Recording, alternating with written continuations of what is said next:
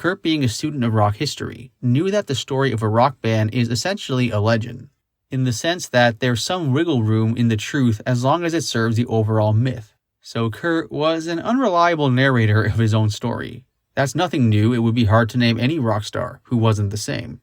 It's up to the journalist to determine what's true and what isn't. But sometimes journalists play along because they're naive, lazy, or overworked, or they want to be in on the game because it makes for a sensational copy. Whatever the reason, it works to the artist's advantage.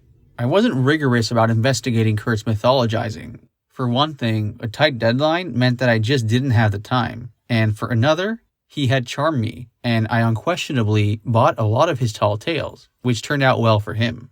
Kurt sat down at the desk and began reading. He smoked constantly and read intently. I kicked back on the bed and worked on an article or played solitaire on my laptop.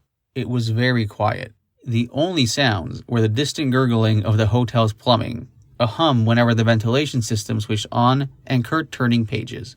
Occasionally, he'd pipe up and say, yeah, this reads real good. Sometimes he would chuckle at something funny or sigh at something painful. A few times he moaned and asked, do you have to keep that in?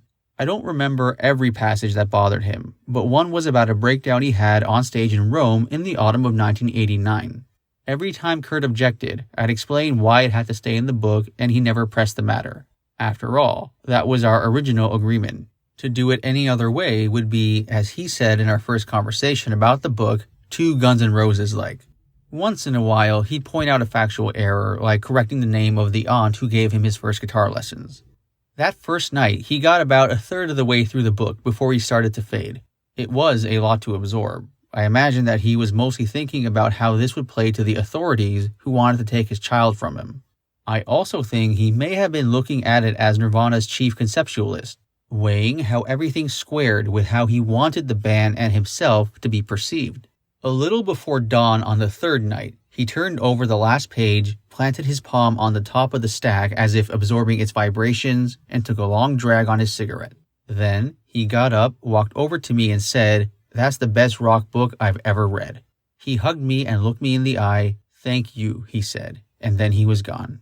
My publisher was surprised and immensely relieved that Kurt had only a few minor factual corrections. They were expecting him to raise a fuss, possibly to the point that it could torpedo the whole book, which had already happened with another book about the band. What the publisher overlooked was that the most sensational things were said by Kurt himself, but also, once again, I had dutifully noted down Kurt's key talking points, particularly about being a good, loving parent. That's all he cared about. The rest was window dressing.